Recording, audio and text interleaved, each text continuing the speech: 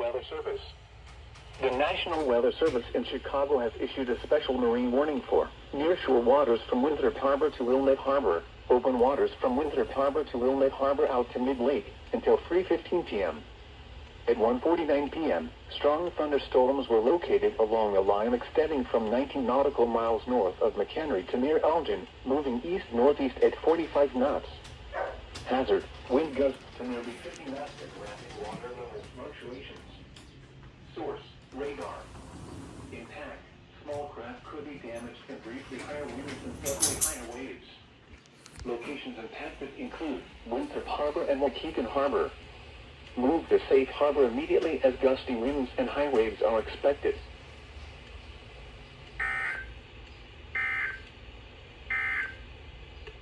This is NOAA's Weather Radio.